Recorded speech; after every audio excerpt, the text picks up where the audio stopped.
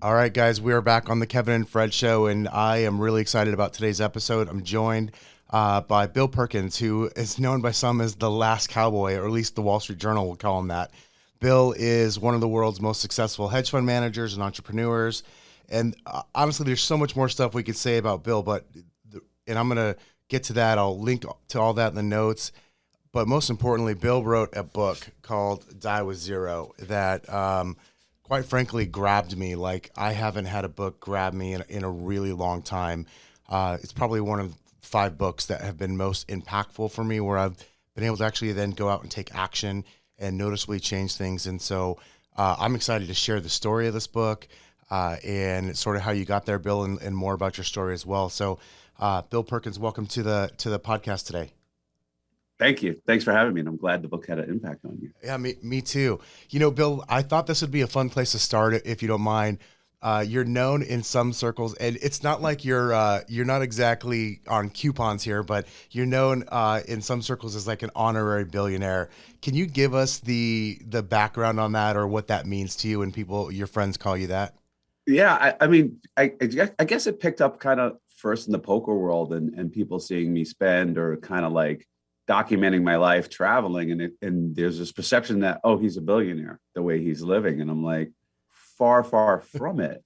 But, I spend as if a billionaire should be spending because, my focus is on experiences and activities and things and enjoying life, not, on my net fulfillment, not my net worth.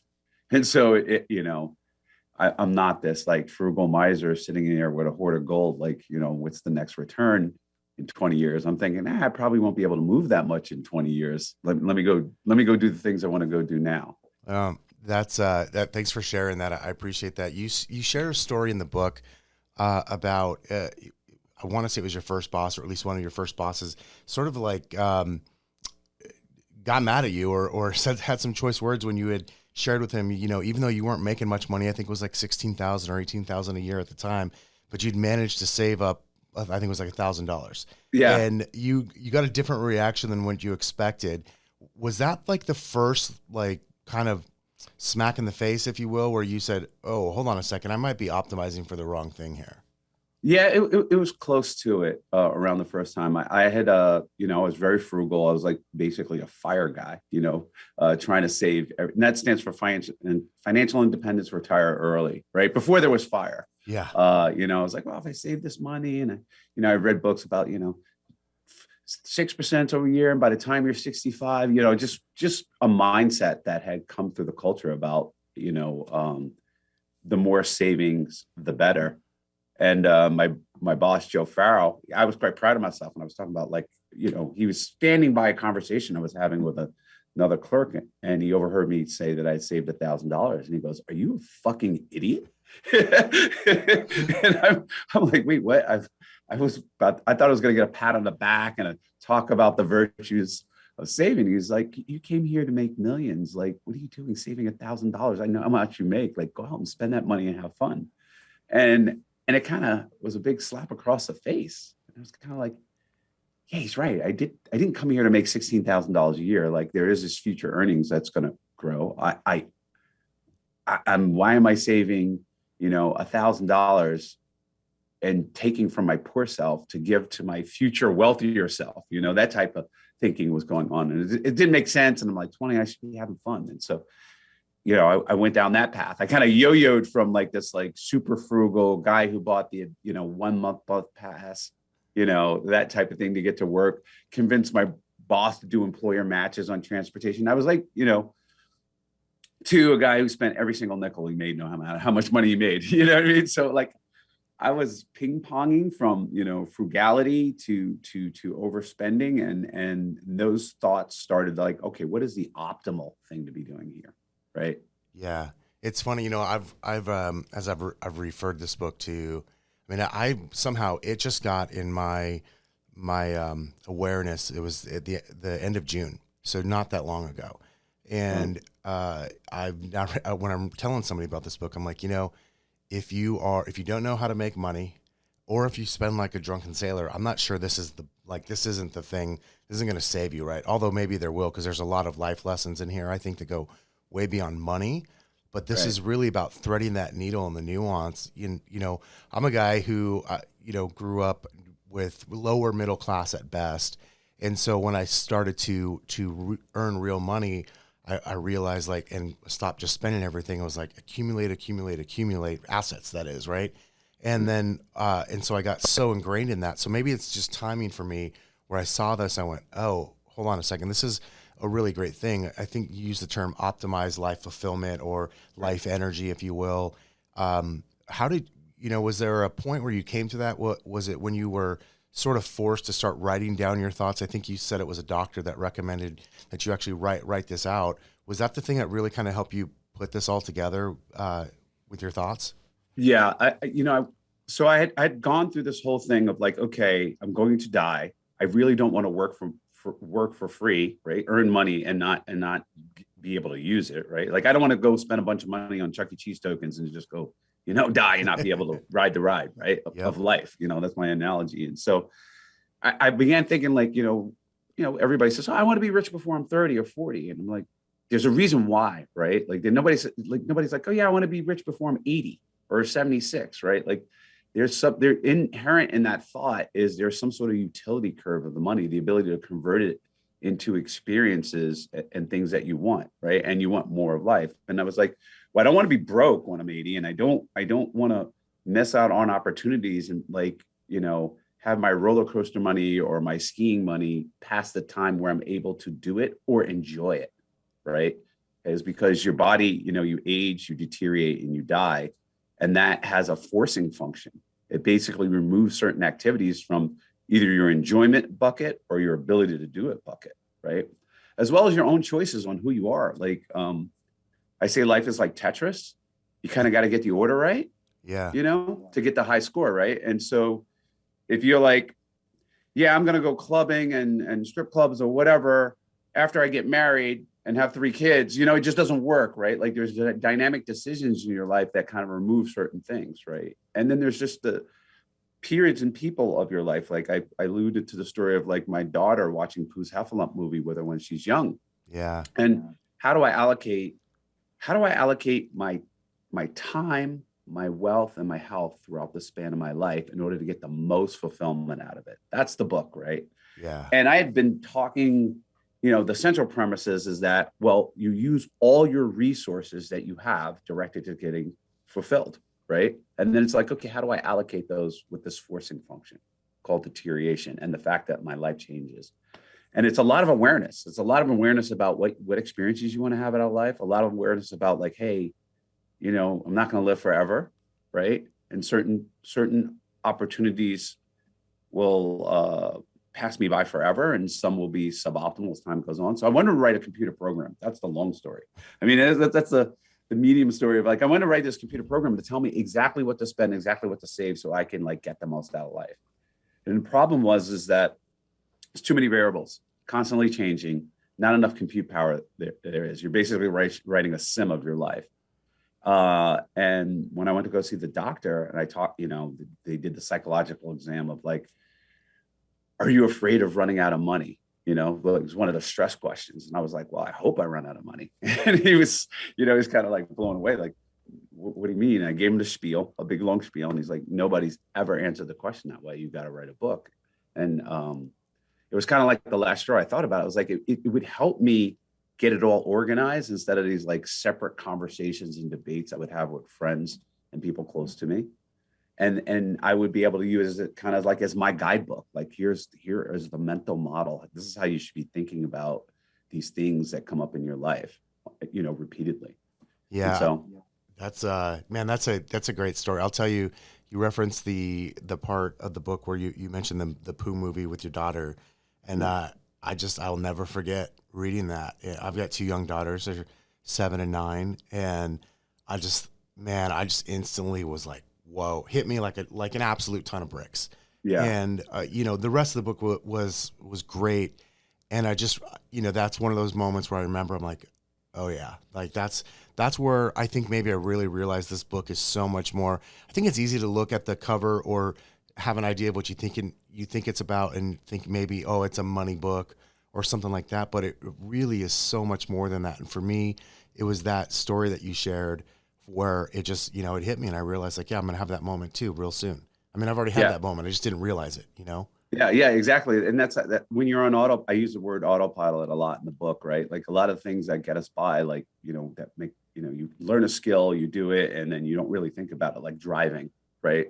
Like you're not like in your head, I better hit the turn signal. And oh my gosh, like when you first started to drive, everything was panicky. And now you drive and sometimes you don't even know how you got home, right? Because it goes into the default mode network.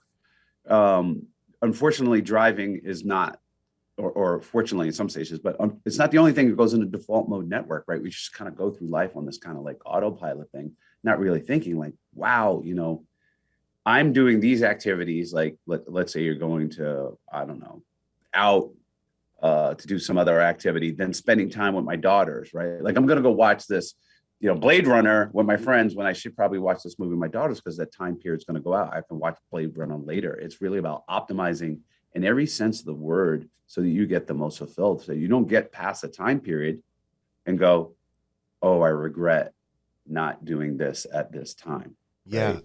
It's this beautiful intersection of like your income, your health, and like the stage of life that you're in, and really factoring in all those. At least that's been my takeaway from it. Yeah. Is it's all those things kind of brought together. Something you referenced to before the doctor had sort of urged you to write the book, or at least to start writing down the ideas. You mentioned kind of like always having these different arguments for people. I know. I can only imagine sort of the backlash you take from your friends, especially probably some of the Yeah. circles you run in, right? Yeah. It's your method, if you will, it's probably been considered pretty radical by a lot, especially, those more focused on that traditional grow your retirement income approach to life, people that sort of idolize the Warren Buffetts of the world, which, great if that's what you're optimizing for. But I'm curious, who's giving you the greatest pushback? Like maybe, or another way of saying this, what are the greatest or the strongest arguments against your approach that you've heard? And if someone else takes the position of like, hey, your approach is wrong, Bill, what are they saying to you? And how do you normally respond to that? I think, well, the book is written as like a response to all the resistance you would have to like trying to optimize. I think the biggest one is uncertainty, which I cover with, insurance products, right? Like there's this, how do you know when you die, right? Like kind of that thing. There's solutions for that in the book. And then I think one that's kind of out there that I would really give, some credence to, but you're always, it's not like you set a model, this is how much I'm going to spend, and this is my spend curve for the rest of my life. You're continually updating that, right? Yeah. And so it's an auto-correcting mental model. And if it was a computer program, you'd be running every day, right? It's an iterative process. And that's the reason why a computer couldn't do it, because it's constantly calculating and spitting out information. But for your simplifying it, have a mental model, you can do that. It's technology in life improvements and life extension, right? So if you Yeah. live for, the book becomes useless, not that you never die, but that you deteriorate and certain things aren't optimal to do in later periods of your life, right? And so if you've lived forever and never deteriorated, you don't need this book, right? This book is useless, right? It becomes less useful if you die at a certain date, but you stay at perfect health, like you were 33 years old. It still has some optimization, but it becomes less useful. And so if technology comes along where you're going to live another 500 years, my book kind of becomes less, and not deteriorate, right? And it becomes less and less useful. It's the fact that life is finite and life is urgent, right? Yeah. And there are periods in your life, not only do you die, this ultimate death, but there are periods of your life that die.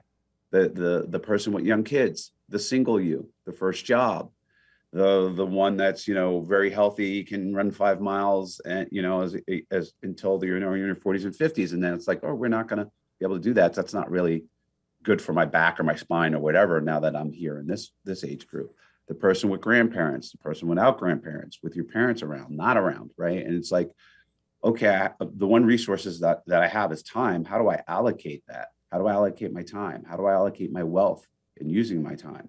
How do I use my health in this period? And so those all directed towards net fulfillment. Like I don't, people, I don't give a shit about money. I care about what it affords me to do. It's a tool for my net fulfillment, right? Yeah. Education is a tool for my net fulfillment. My relationships and how I behave, that's a tool for my net fulfillment, right? And so that, is my underlying premise, is that is the purpose of life, right? I hear another argument is like, where does charity fit in there? And I'm like, charity is an experience too. That's part of your fulfillment. So when I use the word experience, everybody starts to go, oh, you mean like going to parties and hanging out on yachts and stuff? I'm like, no. I meant it in the broadest sense of the word. Like, what do you do with your time? Whether it be altruistic or hedonistic, how do you allocate to be the most optimal, to get the most out of life, to get the most fulfillment? And so those are the arguments against. I try and address all of them, the strongest ones, and I have a very big chapter about what about the kids. That's the number one question. What about the kids? And I'll try and quickly go through it because it's a whole chapter on it. But essentially, when I'm talking about optimizing your life and spending all your money before you die, I'm talking about your money, not your kids' money, right? Money that is for your kids should be separate out of your estate in a trust or savings account for theirs, right? Like, it's not their money until it's transferred in their name.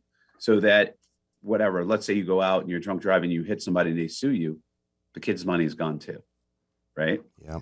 And so that's one. Two, that doesn't mean that they get it and they're able to use it. It just means that it's separate from yours. And now they have the money that you're going to give them, right? And you're going to turn it over to their control at a certain date in their life. And you have your money and you can optimize, because the same laws of physics that guide their decay and then eventually death, and optimization formula, applies to them as well as you, as well as everybody else. And so you're trying to, when you leave an inheritance, like, I want to give money to my kids. You're really saying, I want to give the ability to have experiences that they want to my kids. And their ability to optimize and use that, and where it's going to have the most impact is not at 60. Yeah. It's not at the average age of intention. Nobody says, I want to give my money to a bunch of old people. You know what I mean? Like, right. 60, like, that doesn't make any sense, right? Like, that's not really thinking about your kids and where's the maximum impact of an inheritance, right? And so, and also it's like, you're going to, like, most people aren't even thinking about it. It's just kind of like this random date to random people, because unfortunately you don't know if your kids will predecease you, one of them or not will predecease you, and a random amount. They're not really planning for them. It's really not really thinking about the kids. And so I advise in the book that, people reach mental maturity at 28, roughly, your brain, and physical maturity at 33. And after that, it's plateau and decline. And somewhere between the ages of 25 and 33, whatever you're going to give them, you should be giving, turning over to them. Not like, oh, some random amount of money when I die as a tip on the way out. Like, here you go. Here's what I, didn't use or not use. You know what I mean? That's what, well, so, it tends to, I think a lot of people, and this probably varies by, I would say, net worth levels, but I think the majority of people who receive an inheritance are effectively getting what's left over, right? They're right. Getting what was left when whoever left them the inheritance passes away. Not because they said, hey, I want to make sure, my son or my daughter's got, I don't know, $250,000 for their first home and something else. Like, it's right. It's very planned. So I like in your book, it's very detailed, like, hey, come up with a plan and just make this part of what you're doing. And to me, it makes a whole lot more sense to plan for that ahead of time rather than here's what's left, right?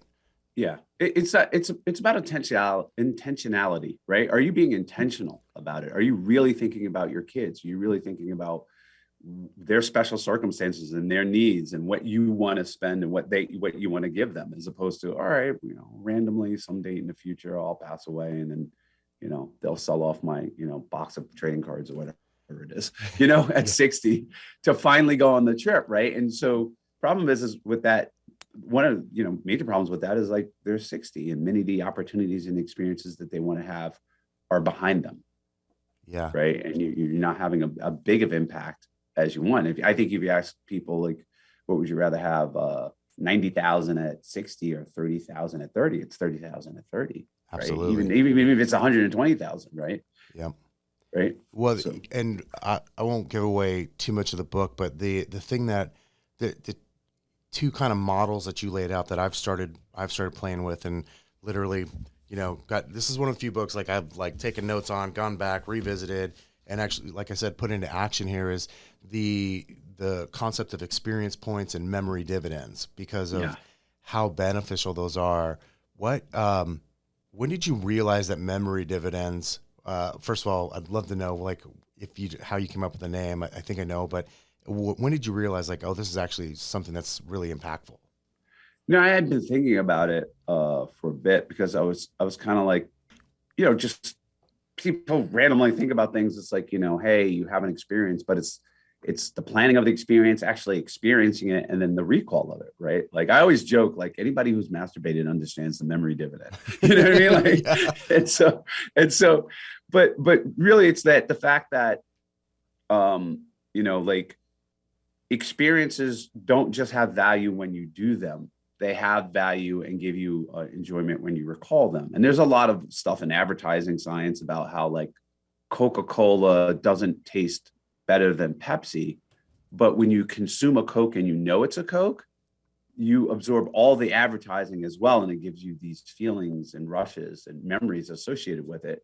And so, you go on a trip, you come back, you go to dinner, you tell your friends, you're like, I did this and we got lost and I lost my car keys and we were stuck in Italy for, you have this new experience, which is a dividend of the original experience, right? It's what makes you interesting. And, in a most rudimentary sense, is like when you go up to a door and you open it, that's the memory dividend. You're not sitting there going, oh my gosh, what's this object? It's cylindrical like the other thing. You know what I mean? You just open it up. It's a damn door, right? Yeah. Right. That's a dividend. Like your learnings, you went to school, their memory dividends paying off. And so when you're considering delaying gratification or having the event now, and when you spend your money, you really like when you're saving money, really, you're just saving for future consumption, right? You're not saving to never use it. You're saving for future consumption. So the question is that, well, if I save, I'll have more later and I'll be able to do more things later, right? So it's like an experience dividend in the future. Or I could do it now, have that enjoyment and have the experiences along the way, right? That pay out dividends. And so just like you put money in a bank and it pays interest, like a little bit of money, right? That enjoyment that you can go and spend and buy an ice cream every day with, right? That would give you joy. You can go on a trip or have some other experience. I'm using trip, like any experience you talk about. Go driving, teach your daughter how to drive, right?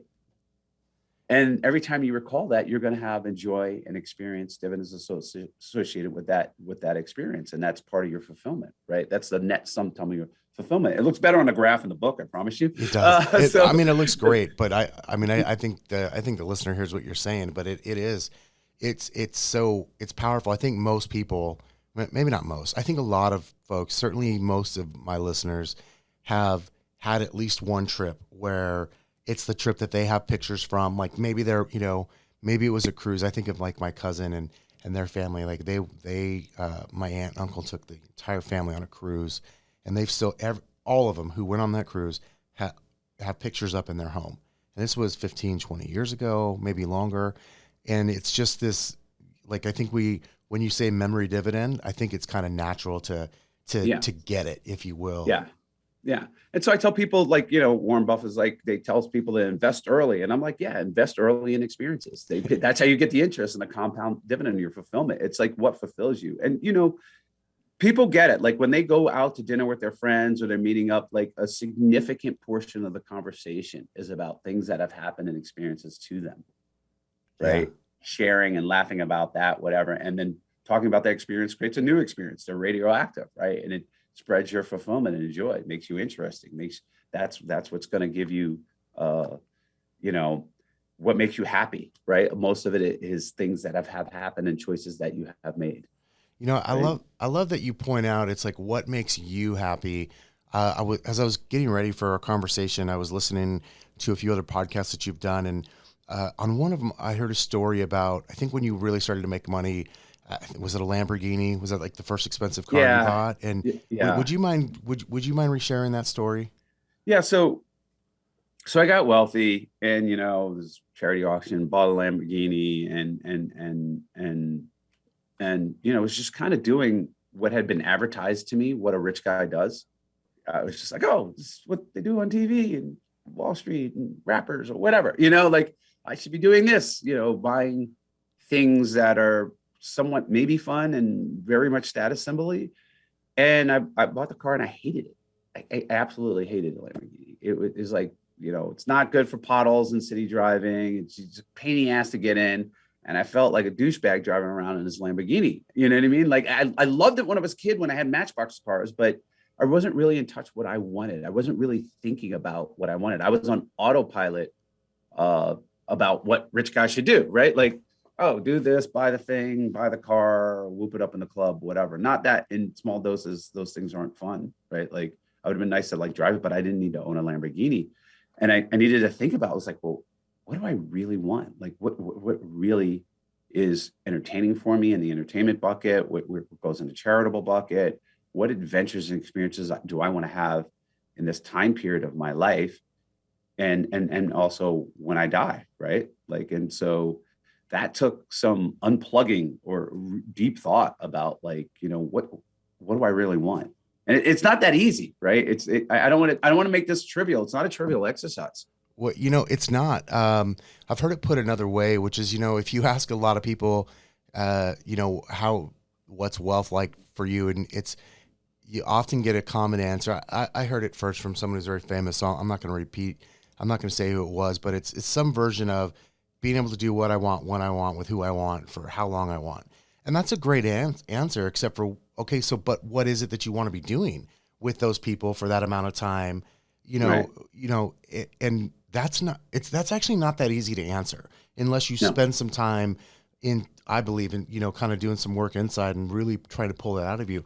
In fact, as I've been thinking about this, like I had to remember there was things I wanted to do. Like I've played a game called Over the Line, or OTL as we called it growing up, which is kind of like a beach 3-man softball game. I wouldn't even try to explain it right now. And there's like world championships every year in San Diego. And I've never played. I'm always on vacation in San Diego during the world championships every year. I have for as long as I can remember, but I've never played in it. And so I was talking to my daughter about this as we were walking to the coffee shop in July. And I said, you know what? I think that's one of my things I want to, that's going to go on my list. I literally had to remind myself of it, or remember it.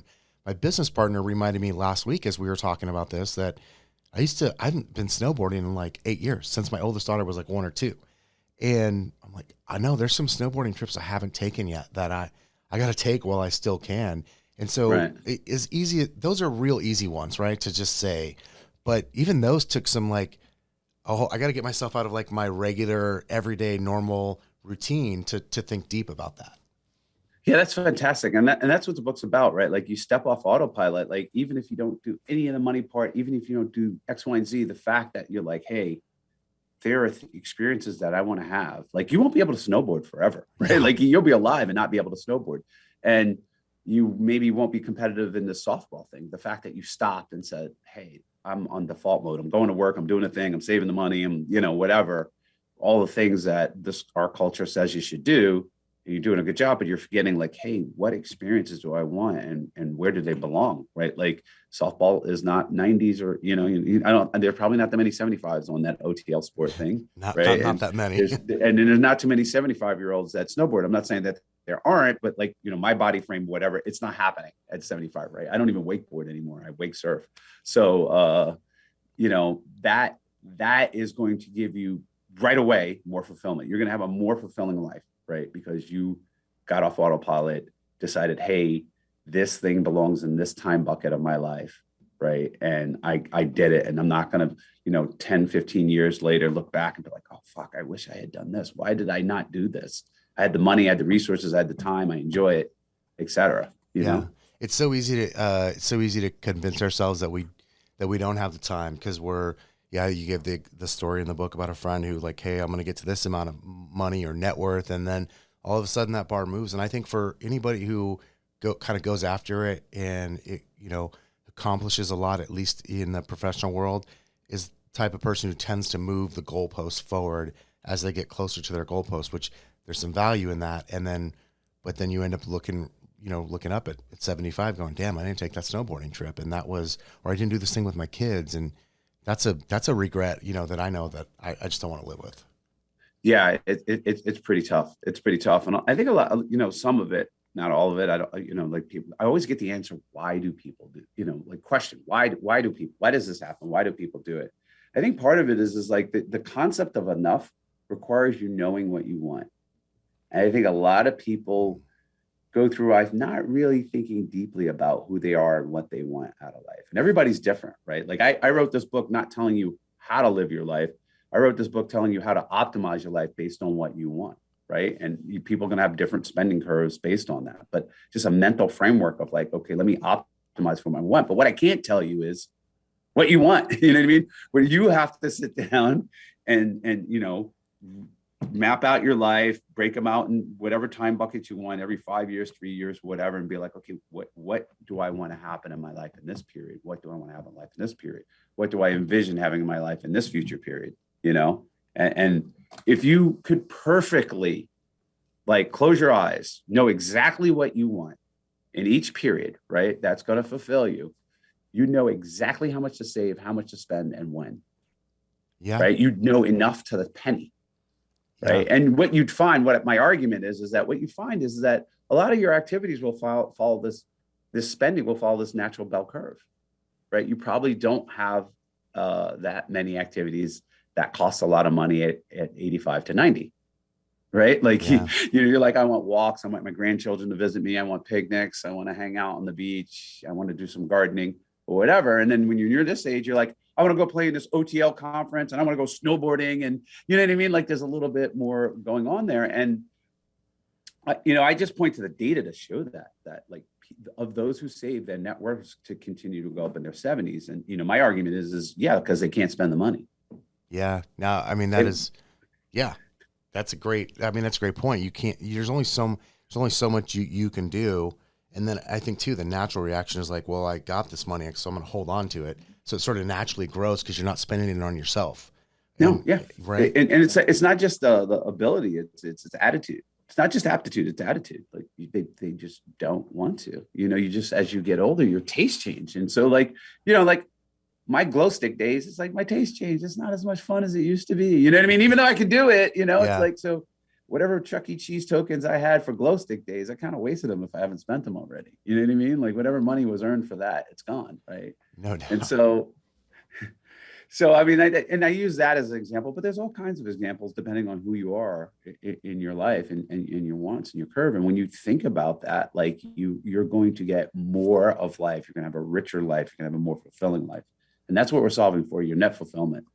Net fulfillment. And that's the thing, I've read, plenty of books on money and building wealth and things like that. And the thing, and some of them are great. Some of them are terrible. Some of them are really great, but they're all solving for net worth, not net fulfillment. And correct. Those are just so wildly different. And yes, there's an I think the whole point is the beauty of your book is there's this nuance of that intersection.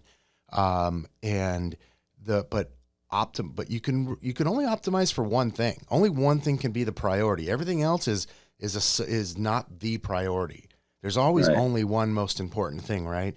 And so I love that you make it your statement, your argument, if you will, in the book really clear that your priority is net fulfillment, not net worth. Yeah. And to me, that's just such a better way of looking at life. The question I've been wanting to ask you is, you published this book in 2020, if I remember correctly, which I'm assuming that means you started writing in like 2018, maybe 2019, but maybe sooner. Is there, obviously a lot's changed since you published the book. Like the world's been through a lot. Is there anything you would revise today, or something you'd change, or something like pre-COVID, maybe the last couple of years might have changed part of the book that if there was a, updated version might include? So when you write a book, you try, you want to reach the most people and write it in a way that the most people understand it, absorb it, and it impacts their lives, right? In my mind, I'm trying to save people's lives, right? Like, you probably heard me say this. If somebody's drowning in the water and then you pull them out and you resuscitate them and you save their lives. And I tell people, guess what? they're still going to die. They're just not going to die that day, right? And so what did you actually do? You actually gave them more time, the ability to make more choices, the ability to have more experiences, right? Yep. And so in this book, I'm saving everybody's life by getting off autopilot to have more experiences, more fulfillment out of life, et cetera, the same way you save that person drowning.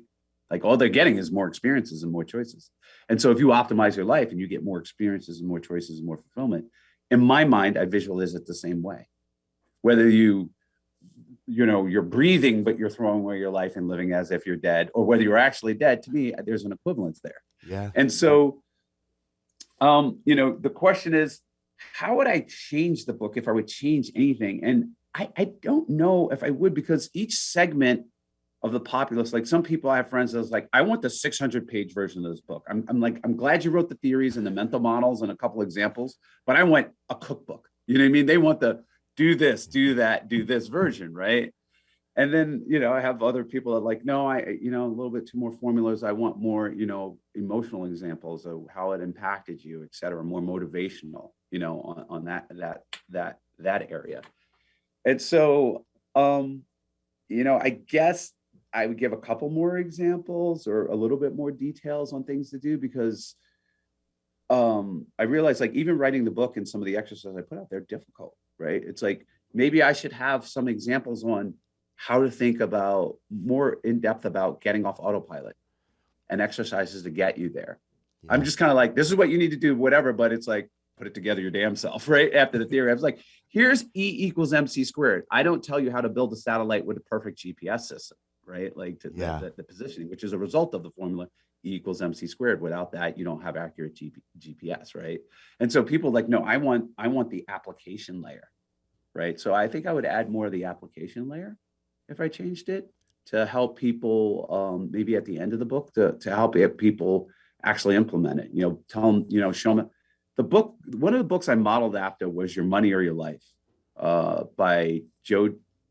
I think it's Joe Dominguez and Vicki Robbins. I hope I got the names right. It was a very influential book on me. But one of the things that book did was many exercises that you had to do, right? It was like, do this, do that, which trained your mind in a way of thinking, which was great. I thought that was a little too much for my book, and painful. Like when I read that book, I was like, oh, these exercises are so didactic. I hate it. But at the end, I was like, this is great. I see the world in a whole new way, right? I see money in a whole new way. Do you feel, I know, I don't even have to imagine. I know that many people have shared with you what I shared with you about how this hit me personally. Do you feel like you've sort of done your duty, or do you feel like you owe the world, if you will, any more of, like you said, maybe some more tools? Like you talked about starting, like the idea was like an app or a computer program. Maybe right. Is there something like that to contribute more that you feel like maybe you got to get out of you, or do you feel good? I mean, you should feel good about it, but I mean, the question is, do you feel complete on this message, or do you feel like you owe some of that? Well, I mean, I think I don't feel like I owe it. I feel like I want to inspire people, and I see people. I think it's Bridget Casey. She has an Instagram, and other people taking the foundations, the formula, right, and then creating spreadsheets. Like, here's how I'm going to die with zero. Here's the spreadsheet I laid out. Here's my money. Here's my income. Here's how I calculate it, right? And so they're kind of taking the ball and running with it, right? And I have a saying that nobody does anything great alone, right? Like even Jesus had disciples, right? Yeah. Right? Like even Genghis Khan had his horde, like whoever you want to go, right? Like nobody does anything great alone, right? And so I come out and I'm preaching the gospel of net fulfillment and optimizing your life to get the most out of it, right? And other people are like, great, I got the formulas, understand what we're doing. I'm going to go further and take the ball down the road, and I'm going to put spreadsheets online on how to people to do this. I'm going to do workshops on meditating and doing the enough part, that vertical.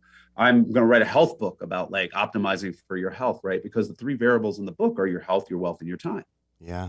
There's health books out there that, I'm not going to add anything to. Somebody else can add better to it. There are money books, like you said, right? That how to make money, right? It's not a how to make money book. It's how to optimize your money in relationship to your health and time. And time management books. There's better time management books out there, right? Like there's like, do this and make notes or whatever, like optimizing tools for time outputs. And I'm like, those verticals, like taking those and then through the lens of Die with Zero and adding those tools into the book, I think that's for other people to do and run with, right? I think my thing was kind of this overarching, here you go, here's how you optimize your life. If you want the tool of money and you need, there's better tools on like how to have the best tool of money. And I'm like, okay, once you have that tool, I'm going to tell you how to build the best house you want. You know what I mean? Yeah. You know what I mean? So Yeah. there's great books on how to build, make the best hammers and the best saws. And, here's a new buzz saw or whatever. And I'm like, that's great. But we're not here for the saw. We're here for the house. You know what I mean? And this is how you optimize for the house, right? And so there you go. That's where I'm at. Now this just came to me, but it's like this book is the first part of a really great choose your own adventure. You remember those books? Did you have those books when you were a kid? Like, yes. I would read those. Mainly the game. I was like those Zork or that type of thing. Yeah. You'd be bouncing around going, oh, I'm going to go this way or I'm going to go that way. And so I love that people are taking it and running with it. I know I've started to build some of that stuff too. I guess I need to put a little more time into looking at maybe some of the models that other people have put online, because I think there's a lot to it. As we start to wind down, I like to ask this of people who wrote a book, especially when like they're not a professional writer, like that's not how they normally go about things. What was the thing about the process of actually writing the book that maybe surprised you the most, or maybe it was the hardest thing, or maybe it was the most fulfilling thing? What was the thing that surprised you the most about the process of actually putting this all down in a book? Oh, how hard it is to get it organized and flowing. Like I worked with a writer and it was painful. It was very long. It was very painful. And I'd write, there's chapters in there there were 2 chapters that are just gone. They were just like, it's like, this doesn't make any sense. This is more confusing. Doesn't help people. This doesn't help the point get across. Rip it out, and the fact that you feel like you're never done, and the publisher's like, no, you got to be done. Like you're never done, And so there's a lot of going back and forth, but the main thing is to write, like just write, just get the thoughts out, get it going, and then, then start molding it and cutting it out. Like, because you can get, people look at a hike or a mountain and they're like, holy shit, I can't get up that mountain. They're paralyzed. They don't even start. And it's like, you start one step at a time. Yeah. Everybody gets up the mountain the same way, one step at a time. And you can always do one step. And so that was the analogies about writing. And, I see all these memes about like writing and blank pages and stuff. And I'm like, it's real. The fear is real. Like you're always like, oh, is this going to suck? Is this person going to get it? And am I explaining it the right way? That shocked me about how painful and difficult. I have a lot of respect for writers. Yeah, it's a lot of respect. It's definitely to get it out. Not easy thing to do. I've never put together a book, but I've written some small things, and it's a challenge, especially for those who go out and just do it day in and day out. Like it's a hard gig. But the shocking thing is that like, how much it helped me, right? Like I'm a student as much as I'm the one, the prophet of these things. Like I'm as much as on autopilot as the next person, right? So I was like, okay, this is for me. This is a guide for me, like how to get the most out of my life. This was like, shit, I don't want to, like a lot of people fear wasting money. I don't fear that. I fear wasting my life. That's the only thing I fear is wasting my life. So like, oh, you waste $10, I don't care. Did I waste like my 20s? Holy fuck. You know what I mean? Yeah. Like, fuck, don't let me waste my 50s. You know what I mean? You know what I mean? Like that type of thing. Like I am like sweating bullets when I think about those things. So like, that's what snaps me out. It's like, okay, what do you really want? Okay. What experiences do you want to have in your daughters in this period? What experiences do you want to have in your wife? What experiences do you want to have? What charitable things do you want to be doing? What potluck? What are you doing to randomize this? Where's your potluck? Where's your discovery? That's what like gets me all scared and worried. Like, like, am I really getting the most out of this ride? Because this ride ends. And I don't mean just the ultimate death. I mean the ride of just this time period in my life. Yeah. And so that's what gets me going. And, the other thing that surprised me, just how many people you can touch and inspire. Like there are 2 students who are going out teaching a class on Die with Zero to kids, like that, just the whole concept of thinking about your life and planning your life and optimizing for experiences and being bold and, those chapters. And I thought, wow, I wouldn't even thought to run with that way, and that it's things that think tools and things you develop for yourself, you'd be surprised how much they will help other people. So I encourage people to do that. Yeah. And then even too, like, as you mentioned earlier, it's like other people can just then take it and iterate on it. Right. And make it, take it to the next level, because you've got, once you sort of open source it, right. It was all in your head. It was what you did. And it was in these conversations you're having with your friends. And now it's like open source code to the world. Like anybody can take it and kind of build on top of it. And it's pretty amazing what people, can do given the chance to be creative and put their spin on things. Yeah, it's really a formula, right? It's force equals mass times acceleration. Take that and run with it. You know what I mean? You want to build a rocket or a cannon or whatever. You know what I mean? Like you're going to go with it according to what you want in your life. And I'm just like, great. I hope I've shown a light on these principles and these ideas that if you do any part of it, you're just going to be more fulfilled. You know what I mean? Yeah. People are going to have a better life. So diewithzerobook.com is the website for people to go check it out. Is there any other place that you would like to send people to, or that you'd recommend, whether it's social channel or any other website where you recommend? That's great. I mean, there's Die with Zero Book on Instagram, but it's just people reviewing it. If you want to go check out reviews, we kind of like reach out to bookstagrammers, go where people read books and ask them to review the book and go out. So there are a bunch of reviews there. But no, I mean, that's perfect. You can pick it up in I think they're in all bookstores, all major bookstores. It's in a couple languages. Actually, it's really big in Japan. Really?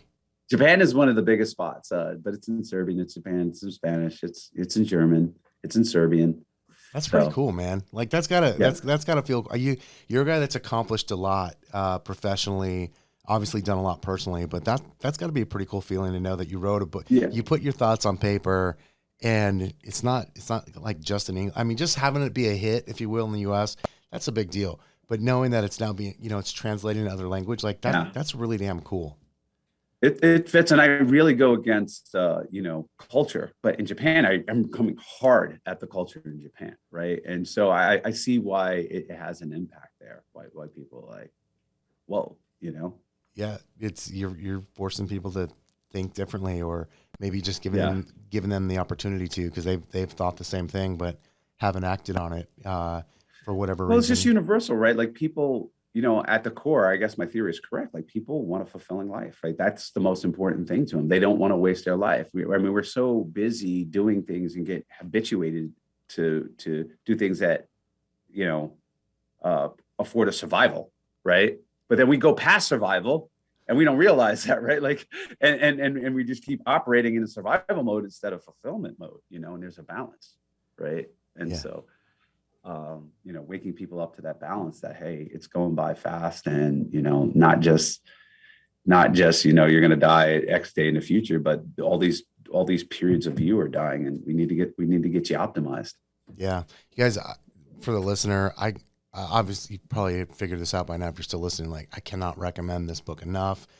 Read it with your spouse. If you have a spouse, your significant other, whatever, friends, it's really impactful. It's changed the way, not just I've thought, but a lot of people very close to me, including my business partner and his family, and so many others. And so I want to say thank you, Bill, for not just taking the time to do this interview. This has been great, but like the work that went into that book, I know it wasn't easy. And so I want to convey my thanks to you. No, I appreciate it. I mean, that's why I wrote the book. That's the most fulfilling thing I get, regarding the book. Like, you don't write books to make money. You know what I mean? Like, it's a very tough business. Like, it's the joy I'm getting out is like, oh, I've changed people's mind. I've made their life better. You know what I mean? They're going to be more fulfilled. Absolutely.